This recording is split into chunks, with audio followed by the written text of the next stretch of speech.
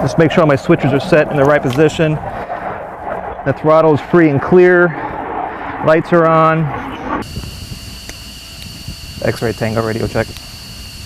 There's a strong sense of excitement for this flight. Shortly before takeoff, with the engines whining and a cockpit cooling system blowing at its max, Clements exits the cockpit. He then closes the canopy via a remote switch. Powered up and ready for flight, the F-16 begins to roll down the runway without a pilot in the cockpit.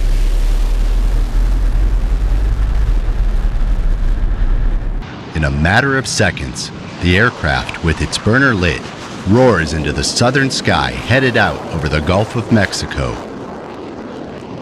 It's the first time ever an F-16 has flown without a pilot in the cockpit.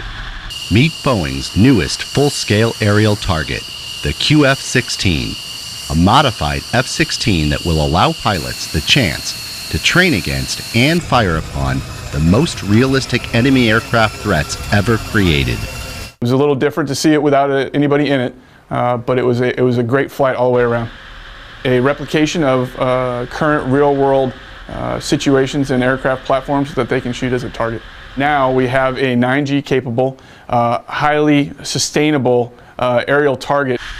While there's no pilot physically sitting in the cockpit, 2 U.S. Air Force test pilots are flying the plane remotely from a ground control station at Tyndall Air Force Base. Today, no pilot in the cockpit. That gets you a little more on your toes, on edge, but the flight itself went very well. It went as advertised. The jet performed well and did what it was supposed to do.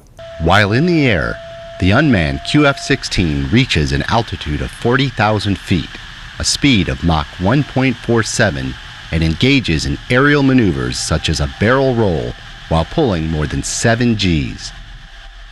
F-16 and F-4 chase planes off the port side follow the QF-16 as it makes its final approach back to Tyndall and picture-perfect landing.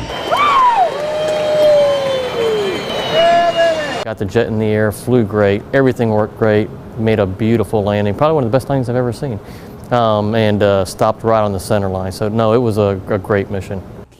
So far, Boeing has modified 6 QF-16s, all of which had been stored at Davis-Monthan Air Force Base in Arizona. In fact, the plane used in the first unmanned flight had been out of service for 15 years.